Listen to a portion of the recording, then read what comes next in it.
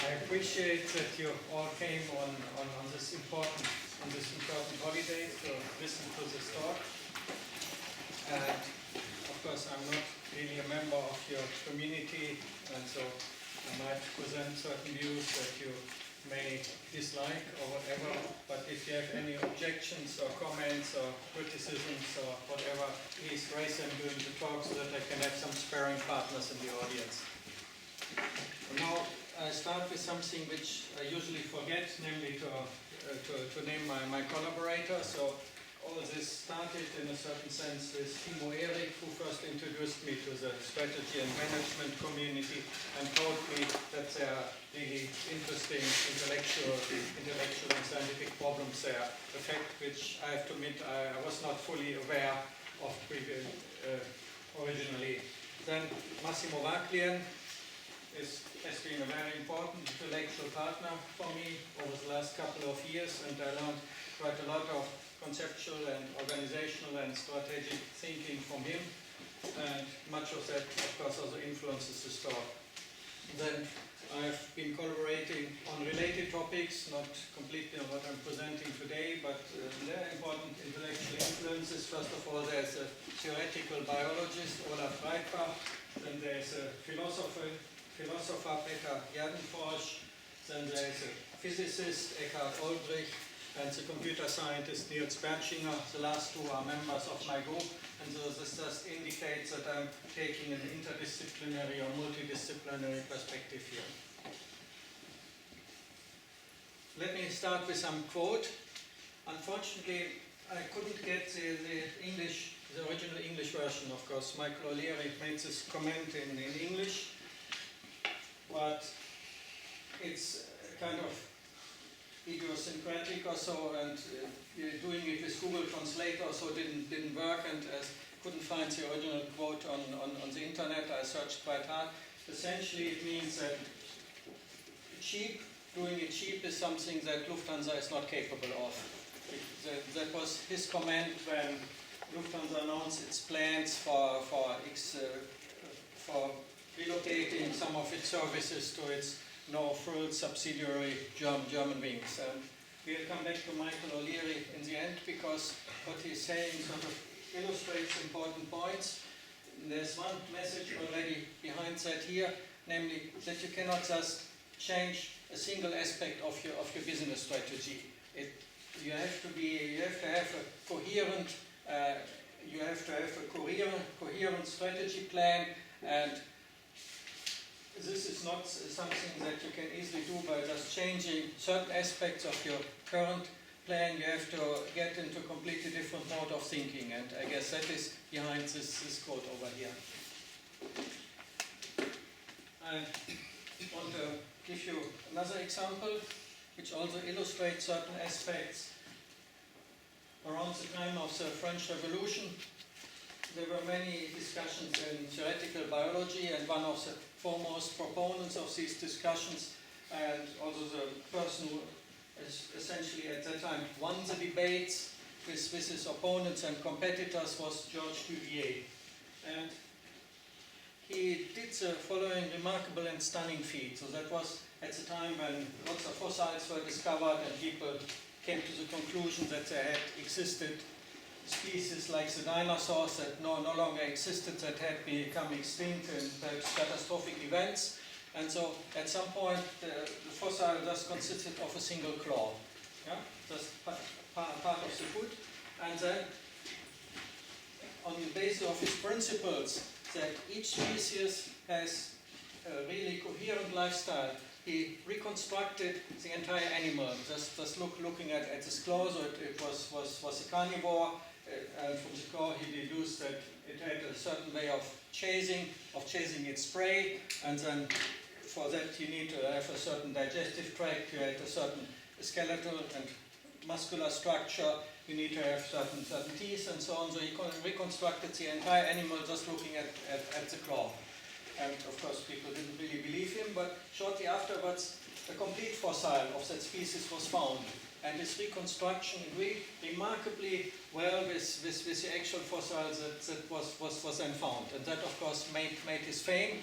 And so that then was the principle of the correlation of parts, so that an animal species is not just a combination of independent features. All the features need to be really coherent and correlated in order to enable a certain particular mode of living of that animal. And somehow the message is that business strategies also should obey a similar principle. Now, before I get into the more concrete details, we will get somewhat mathematical later on, so don't worry about that.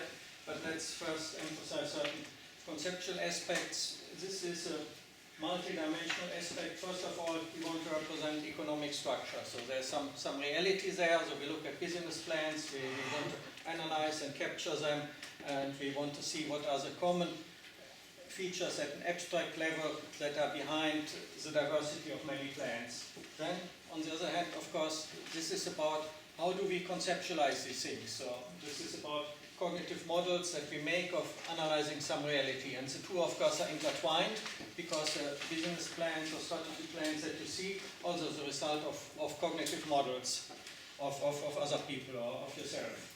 Then, by doing that, we want to provide some abstract tools for analyzing business models. And, of course, on one hand, that should help to see new opportunities by just recognizing analogies. We'll come to the concept of analogy in some detail, but on the other hand there's also this constructive aspect behind them, because opportunities are not just there, they're often created, and so there's also a constructive aspect.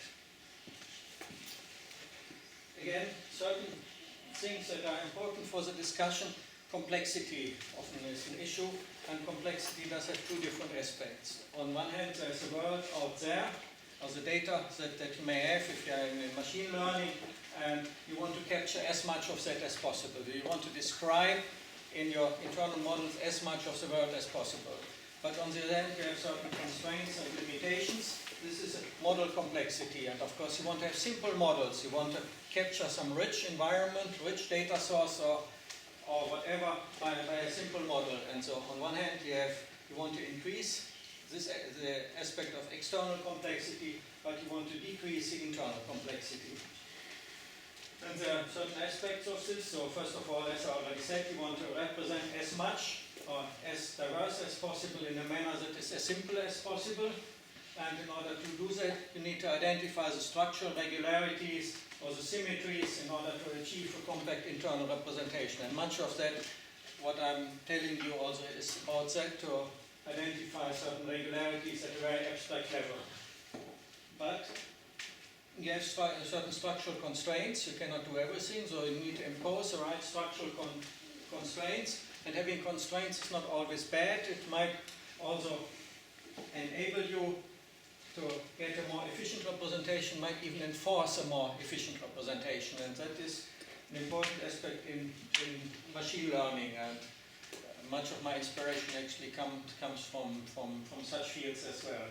And then there are particular aspects. Then we have Gestalt principles as dynamical mental organization schemes, so that you apply certain mental transformations to identify shapes. So if you have some shape over here, we'll come to this one here, but then maybe you have this basic model here, then you move this one over here and rotate it in order to identify it with that one. And this looks pretty simple, but there are important mathematical structures, the transformation groups behind that, and this might also be important aspects of our mental organization. So now, in a moment, we will become mathematical, and maybe I should ask you what is your understanding or intuition of mathematics? So what is mathematics for you? If you see me as a mathematician, what do you think that I'm doing in my daily life?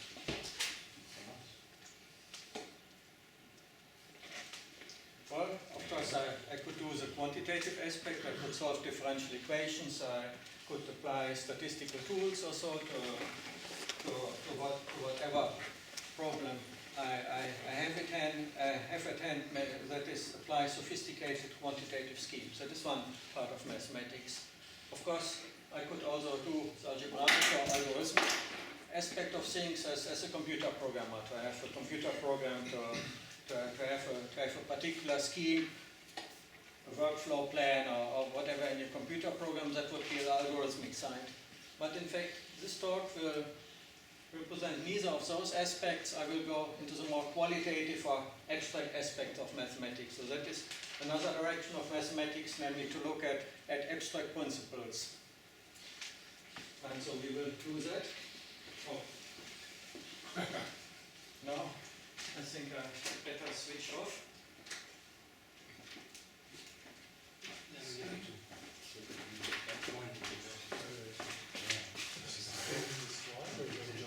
Directed there, so now as a true mathematician always does.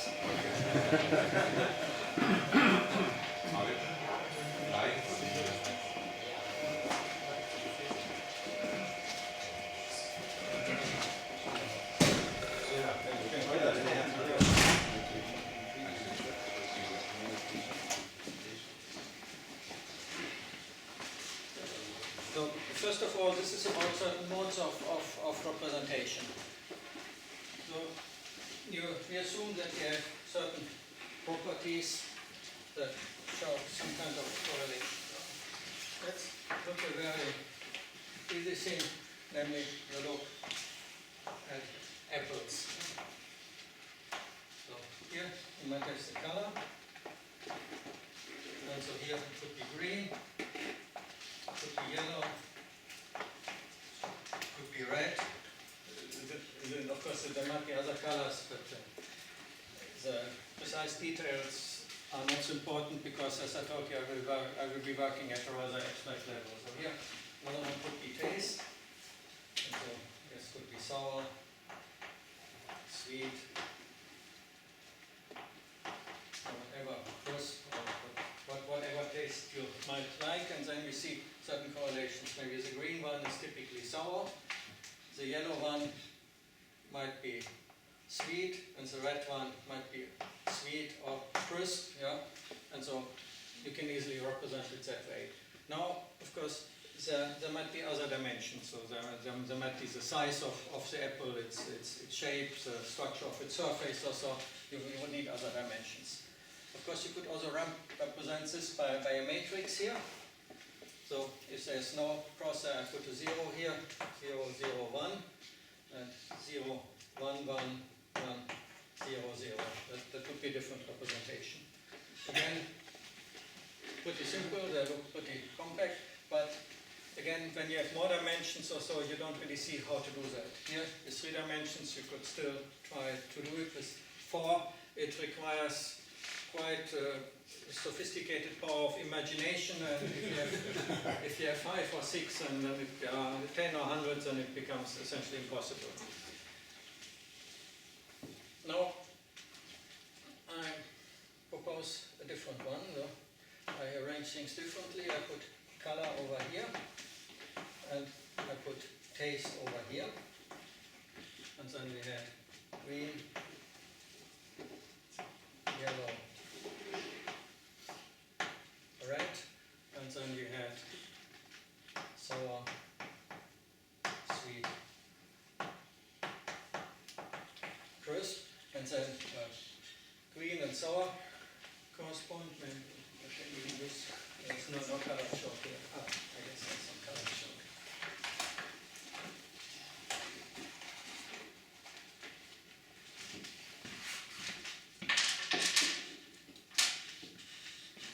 Okay, so we have this correspondence here. Then we have yellow and sweet, and we have red and sweet, and red and crisp here. So again, this is a different representation of the same thing. But of course now we have the advantage that we could easily add more dimensions. So whatever shape, texture, and so on. Whatever the possibilities are, and so there might be certain possibilities here, and whatever. So you can, this is a different representation, but that is more suitable to extending it to more dimensions, and that is what I want to advocate here as a general principle.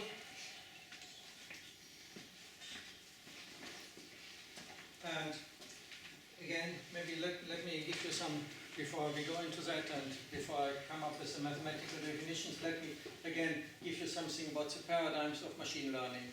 So in machine learning we have huge data sets with many dimensions, so they have many degrees of freedom or so, but then your data do not really sit uniformly in this entire high-dimensional, multi-dimensional space. They usually are relatively particular structures, and intrinsically they are typically low-dimensional, and they satisfy important constraints. And of course, somehow the task would be to capture this low-dimensional intrinsic structure without having to work with a partly artificial high-dimensional structure.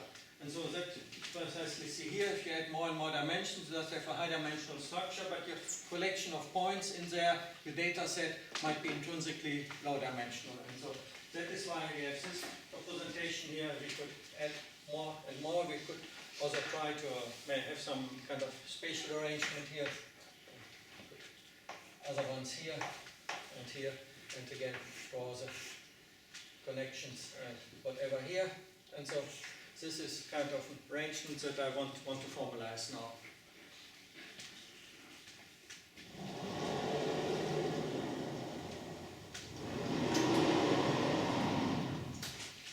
And so this will be the notion of hyperline. And we will see applications later on to more concrete problems that you might actually have. And so first of all we have the base space. This is a collection of whatever we call it, of features, dimensions, degrees of freedom, whatever you want to call it in the particular application that you have in mind here. And so in this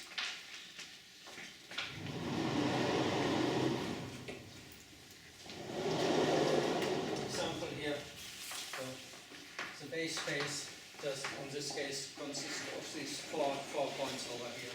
Oh, this is the base space.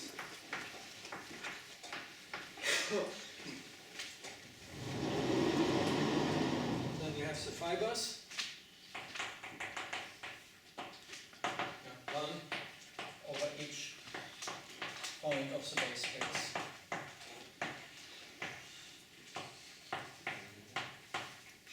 And so they represent the variability of that feature.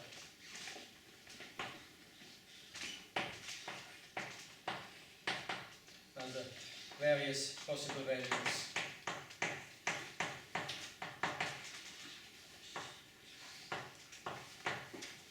of the particular feature or dimension.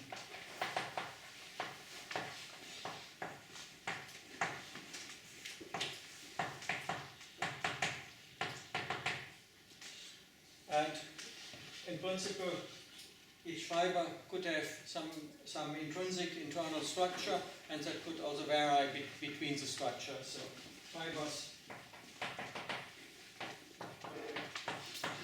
can have some structure, could be discrete, as in the example over there. It could be continuous, could have some ordering, yeah, according to size or profit or whatever. They could have some distance, some intrinsic metric. That is, you could be able to measure distances between the various values of the property and so on, whatever you want. So that is the basic structure already, which I have represented there. But now, of course, there are these red things, and these are quite important. These are the sections. But first of all, we have a projection map.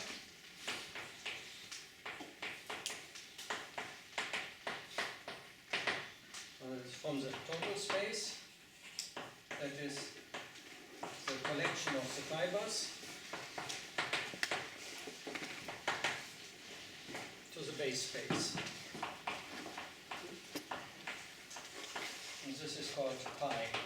And so this just assigns to each fiber here the space, the point below it in the base space. Yeah? So this entire fiber here is mapped to this point here. That is what the projection pi does. Well, that's pretty simple as well. But, of course, that is not really the direction that you want to go. You also want to go in the other direction. Namely, you want to look at certain properties, and you want to look at the correlation patterns between the values of these properties, and that is important aspect. So here we already see if you have these two ones, and there are certain correlations. Not all combinations are possible, only very few ones. And so then, for example, this one here, still get some other color.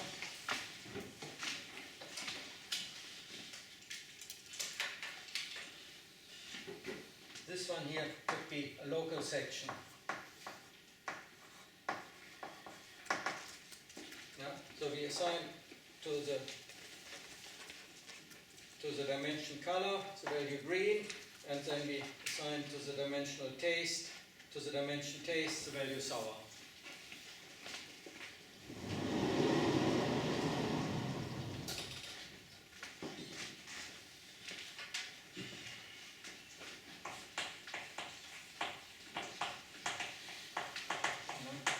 Go in the opposite direction.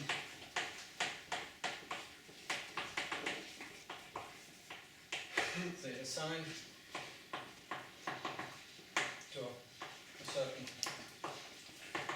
subset of the base space.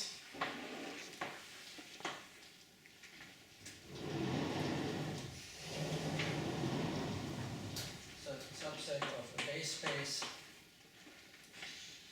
a coherent set of feature values. And so in this example over there, when we take the subset of the base space consisting of color and taste, we just have 4 local sections, yeah, not more. So that is what is capturing the situation here. In principle, of course, you could have 3 times 3, that is 9 possible combinations, but not all of them are realized in this particular fiber bundle. So only certain local sections are there. And so that is the essential question: which local sections do we have in this particular structure? And the answer is typically only very few, because there are many compatibility constraints. So not everything is compatible with everything else, and we will see that in more detail with more interesting economic examples in a moment. But that is what is capturing the structure there.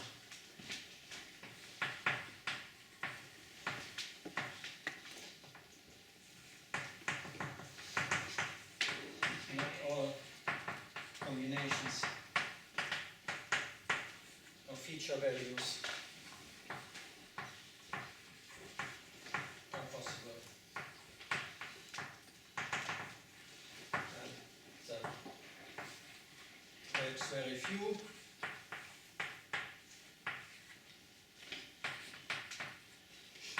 Compatible ones are represented by local sections. Sorry, one quick question. Yes, please. Why they are called local? What's local about this? Yeah. Why they're not just valid sections? Okay, so that is a very good question, because that is precisely the point that I want to come now. They are called local because so far I've only considered certain subsets of the base space, and that means local. So global sections, or usually what it says, sections, they exist, or they are defined over the entire base space. Yeah? So local sections are thus defined over part of the base space, that's why they're called local. and global sections, or sections in general, are defined over the entire base space.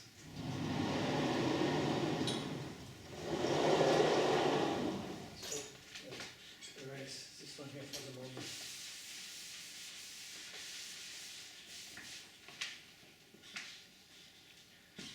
And it might also be that if you impose additional restrictions, namely, for example, that you want to grow them in a particular region,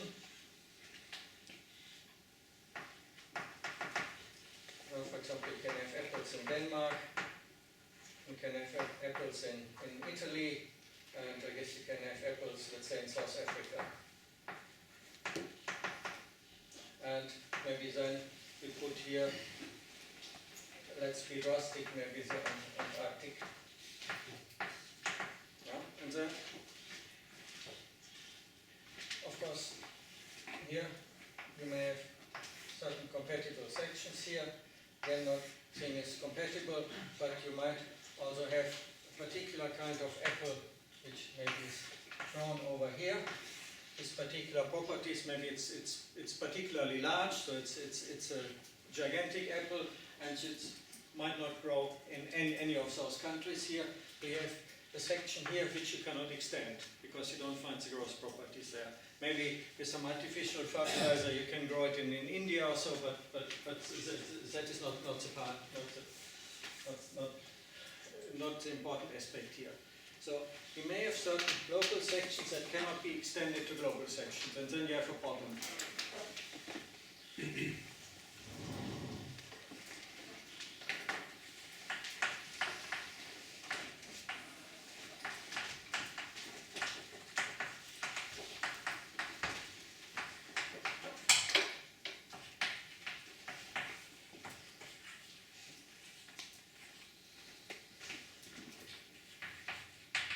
And then you have a compatibility problem, a compatibility or coherence problem.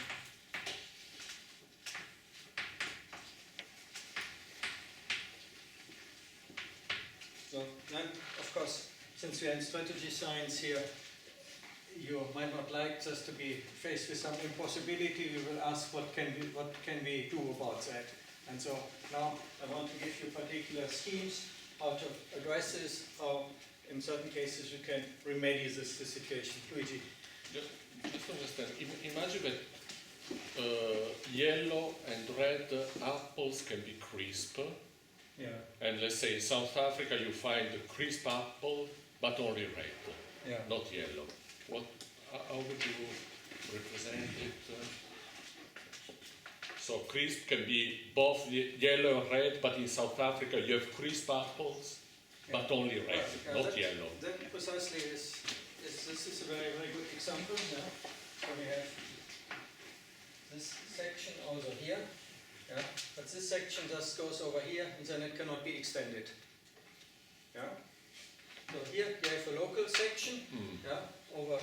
Yeah, but you can have red and crisp in South Africa. You cannot have yellow. We can have red and crisp, yeah. So, no, let's really work with colors. So on one hand you have this section here, yeah, which extends. Yeah? So maybe a moment. Here, so we have two sections.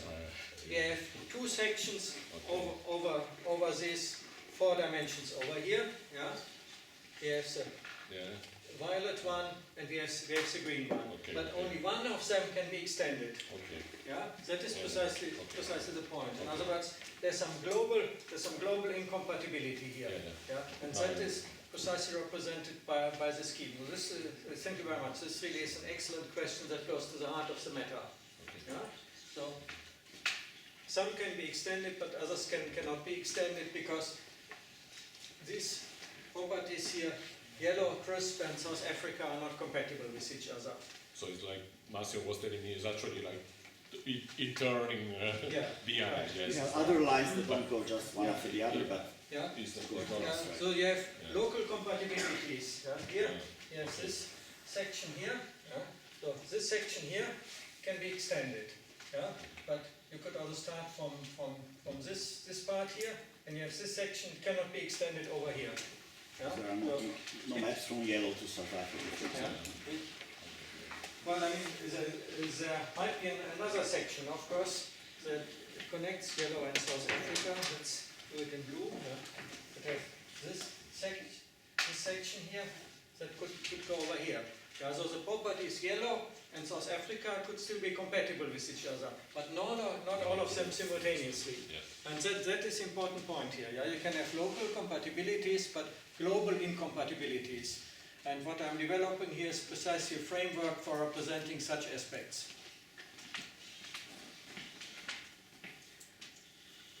Okay, so now, of course, the question is, what can we do about this?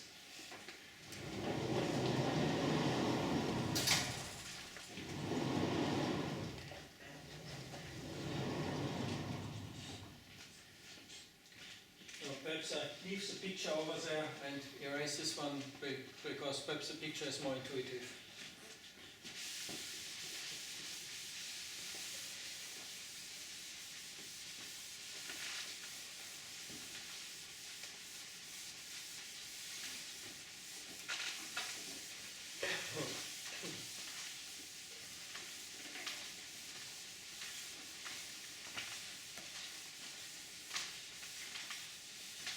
First of all, I want to do something more abstract now, because it will be important for understanding some aspects there. So, the category, that's the mathematical definition, consists of objects called an A, B, C, or whatever, and morphisms. F, G, H, whatever. And the morphism is just represented by an arrow going from one object to the other one. There are certain conditions there that you can compose morphisms, but for our purposes we don't really have to go into that.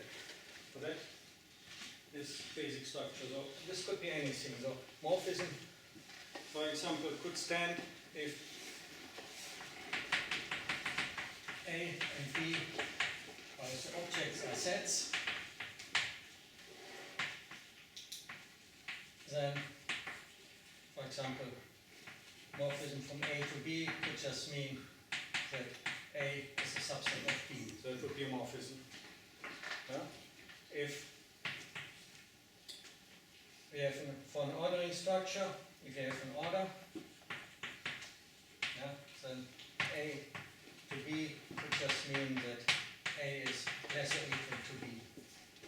Yeah? It could also be an operation. Yeah? It's a very abstract language.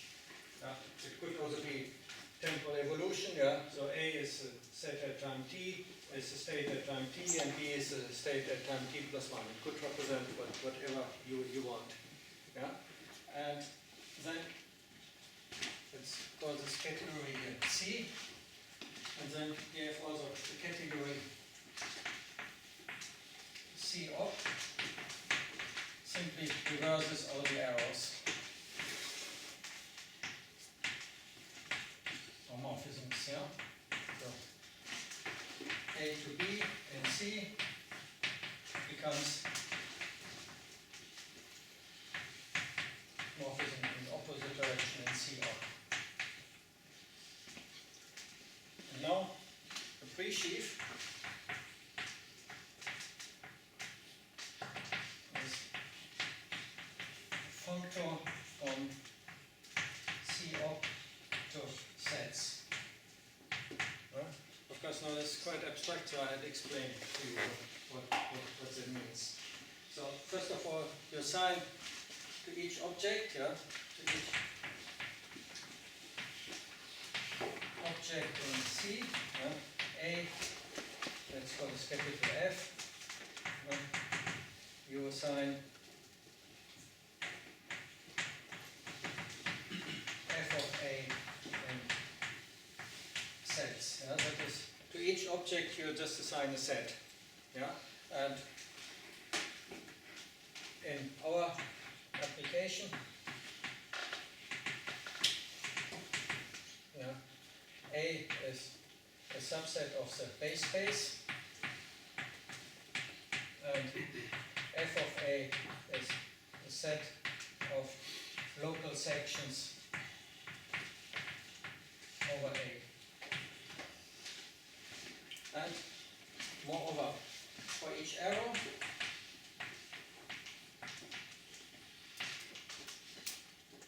f from A to B in C, yeah, that is we have the arrow in the opposite direction in C op, yeah, we get an arrow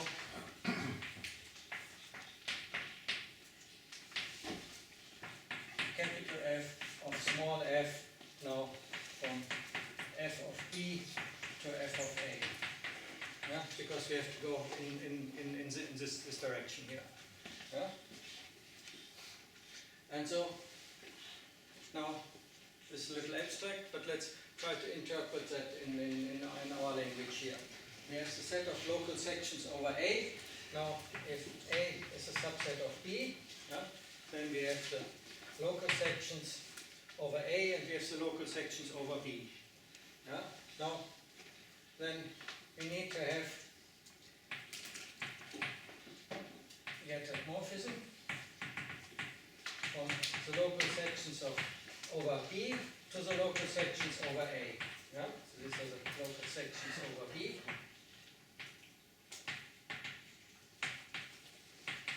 And these are the local sections over A. Simply by restriction.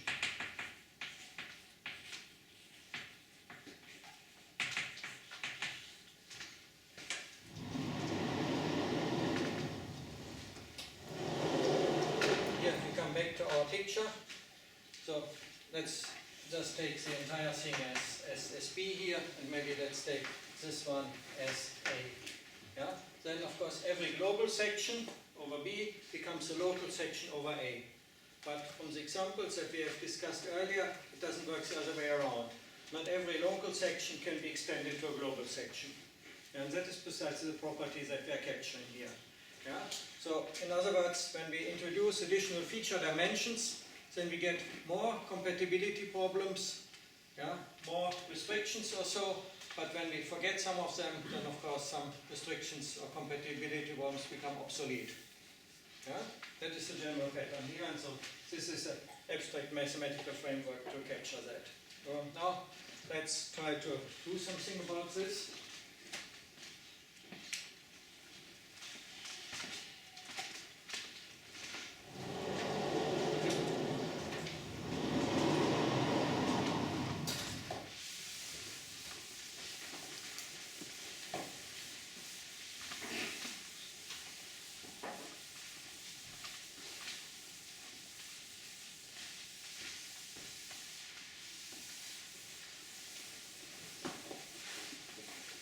What I've given you so far essentially is a static framework to capture the compatibility structures involved in perhaps large sets of possible features.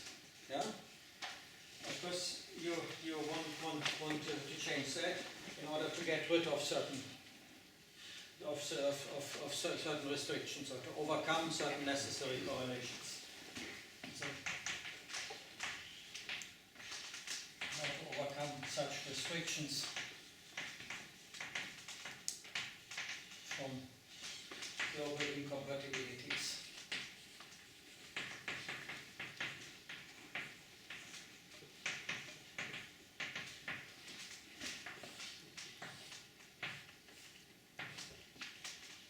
So, first of all, maybe this local section here which extends here, and then you have another local section which does not extend because you don't find a partner. You could have more. You could have, for example, this one here. Yeah, this could exist, but you don't find a partner for this one over here. Then, of course, sometimes you can just extend the range of this feature.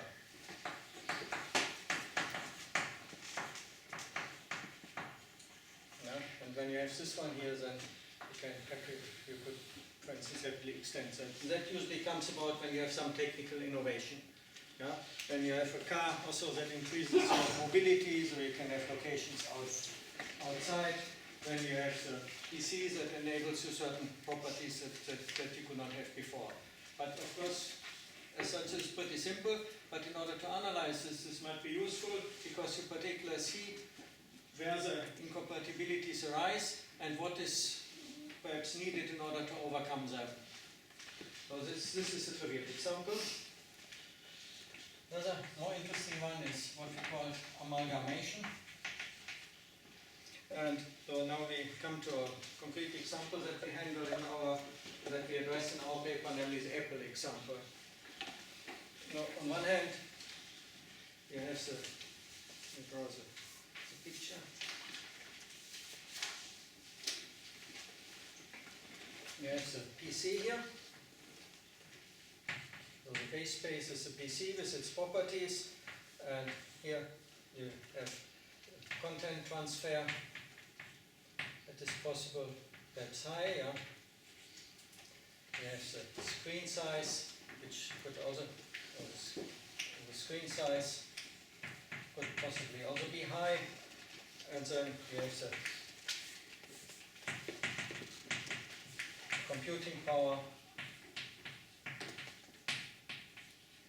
which could also be high. Yeah? So of course there might be other possibilities, but these are not so important. Yeah? So this is the section here. Then you have another situation where you have the camcorder, and then you have perhaps the same. You have some aspect here, which is the mobility. Then again, you have the screen size here.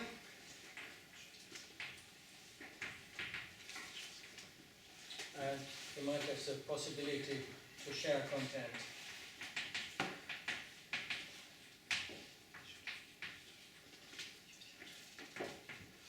Now, however, there's just a camcorder, then you just have a small screen size, and maybe then you just have those sections over here, whereas this one here might not find a partner because the camcorder doesn't have the appropriate screen size. So of course the point, the idea of Steve Jobs in Apple then was some kind of amalgamation. So they could identify the two, you put the camcorder and the PC together. Yeah, then you have PC plus camcorder. Then here you have the screen size, which now has a large range of values. And then, of course, you have the other things here, maybe those from the camcorder, and then you happily get the green section over here, because now you have the access to the large screen size. So this is amalgamation. That is, we identify certain feature dimensions here, but in objects with different value ranges.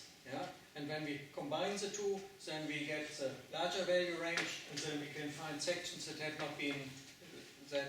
not been present before, because we have overcome certain compatibilities by extending the range by this amalgamation procedure. That is one aspect. The next one would be the analogy.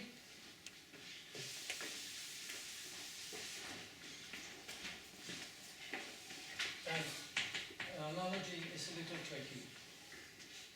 For that, I needed that abstract thing with category theory. Yeah? So you have a particular category here,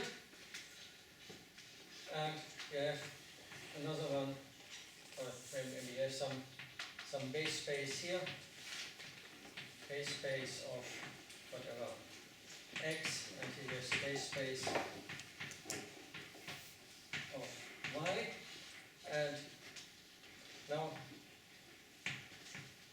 there's these things over here, and then you see now that these two things are similar to each other. You see certain similarities. So there are business models like razor and blade, or hub and spokes or so. I guess these are well-known schemes in the community, and you see some similarity here. Now, this one might be a well-developed scheme already, yeah? This could be well-developed paradigm. Yeah, so this was a razor and blade model, here's the Gillette example, yeah? And so this, what you know already, this is what you want to work on. So this could, for example, be the thing with the printers and the ink, yeah? You want to extend that one over here. You want to have cheap basic components that everybody buys, and then people have to pay a lot of money repeatedly to get the blades or to buy the ink or whatever. You see this analogy here. So this is a well-developed example, and so we have a certain section here, and now then we have an analogous structure here, and then you want to transport the section back, and then according to the scheme it goes in the opposite direction. So that is how an analogy works. So you see that this, what you want to explore, is similar to something that you know already, and what you know already has some structure which you can then transport back over here. That is how an analogy works. Now, I'm getting a little short of time, so I have to speed up a little. I want to address another scheme that I will briefly. Sorry, Jürgen, when you say transport your knowledge, you have a local section in B. What? You have local sections Yeah. in B. Yeah. You have local section in name, and you're just recognizing they No. exist, or you're creating. I'm creating the local sections in A from the local sections in B. So B, Y, I guess I call it Y. So Y has a well-developed structure already. Yeah. X is the structure to be developed or explored. Yeah. To see that there's some basic similarity with Y. Yeah. But Y has a structure, and then you transport the structure, which is a set of local or global sections. If you transport the structure, how do you check the compatibility? So mathematically, you're just moving your fibers, Yeah. but Well, it must I mean- exist in reality, or Sure. make sense in Sure. reality. I mean, then if it doesn't work in reality, then the analogy doesn't work. Yeah. This is a construction. Yeah. Of course, not every analogy works out fully. It could But there fail. must be another operator who checks for compatibility. Sure, Just of for course. You always have to check. You have to check for compatibility. But the point is, when you either want to construct, you want to set up the environment in such a way that the compatibility works.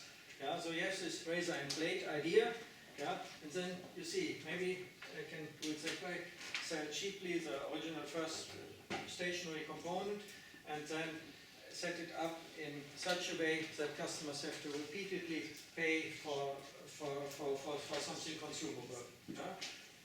It's about recognizing that, and when you recognize that, then you can bring it back. Then you set it, you construct it in the first in X. Of course, it might not work in the end. So consumers might not like that idea, or maybe the EU Commission might even interfere because they consider that as an illegal business practice. But that is bad luck. Yeah? That is outside the scope of the mathematical theory. Let's put it that way. But let me briefly give you one more example. Namely, I guess I can erase that here and don't need that.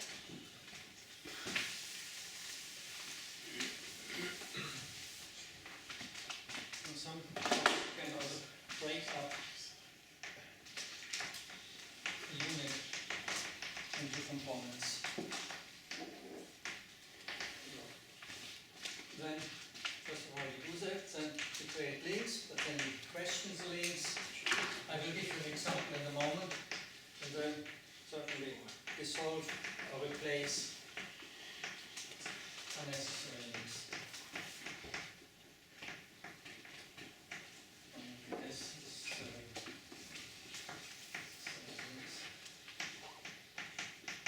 So, let's just take an example of business transaction. The most basic unit. You deliver a good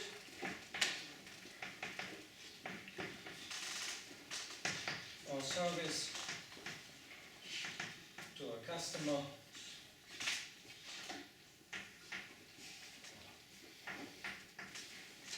who in turn pays you. That is the most basic thing. So that's the unit. But now we want to look at the fine structure of this one. And first of all, there are two parts of this, namely the delivery and the payment. So we first break it up into delivery and payment. And of course, originally there are certain links there, namely that typically the two happen at the same time and at the same place. But so this should be breaking up. So in question, so you ask whether the simultaneity and colloquiality are really necessary. Does it really have to take place at the same time and at the same place? And of course, when you realize it that way, then of course this is not necessary. You can defer payment, you can ask for advance payment, you can do it differently. Then you can ask what's the correlation of scales. Yeah. Does it have to be item per item? Yeah. Or could you rather have some kind of subscription that you get a lot of goods and that is then pay them collectively and whatever, or the temporal scales that you just make monthly payments but you receive the goods on a daily basis or whatever, then that is something that you can question. You can even question the identity of recipient and the guy who pays. Yeah? So even that is not really necessary. So the Google scheme of course works that way, that you deliver, that you offer a service to some people and you use a search engine, but you let somebody else pay for it. Yeah? And then the advertising company. So with some of the locals, airlines, it also works. That way you deliver something to the customer, and then you fly the guy somewhere, but the customer doesn't really pay in full for that. Much of this is taken over by the airport. So this shows you. In that framework here, you can systematically kind of analyze the things and perhaps can also come up with certain aspects. And now, in the end, I want to turn on the projector again. This way, in order to give you some interview, it shows that maybe business people also often think in that way, perhaps without really knowing it. But I want to advertise that the schemes I'm proposing here are relatively close to the way that business people actually operate or think about it.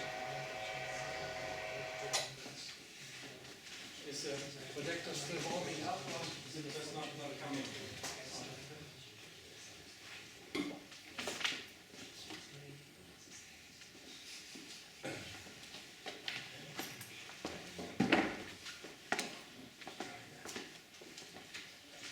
I'm never good at no, it comes. I was never good at shooting and then aiming and so that doesn't really work. Here we go. So I want to go with you at the end of an interview with Michael O'Leary, the head of Ryanair. And so the important parts are the red ones. So the question is to lower your price and your cost. You start to make airplanes more spartan. No window plates, no seat pockets, no reclinable seats. Where is that going to lead? But adapting seats is a relatively small beer. That's not the important point. The big change that could be coming is eliminating check-in baggage. If you do that, you can simplify the way airports are designed. You no longer have baggage hall, no handlers, no lost bags, no lost bag compartments. So that is really, he sees a certain correlation structure. Yeah? And then he sees that the possibility is to get rid of the entire correlation structure by changing one variable, and then you get a different global section which avoids all these things over there. So he really thinks in terms of compatibilities and correlations between many different variables. So let's go on. And you think passengers would put up with that. The family traveling with children will have to have some luggage. Maybe we'll say if you come to Hahn, so that is the airport in Germany near Frankfurt where it operates from, and have no check-in bags, we'll give you back €5. If you check in luggage, you pay us €10 for every piece. At least you are done with making seats less comfortable. Well, you could have airplanes with no seats in 10 years' time. Why do you have to sit down?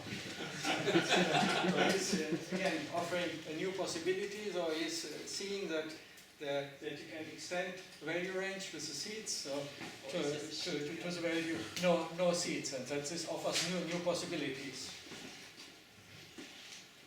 Safety issues.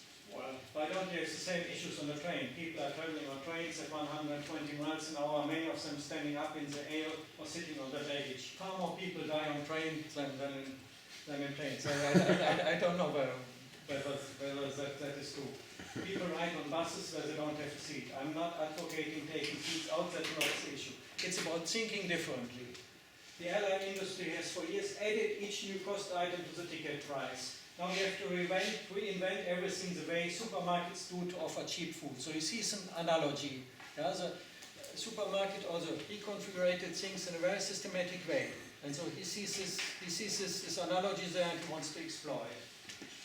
Well, now the interviewer misunderstands the analogy completely.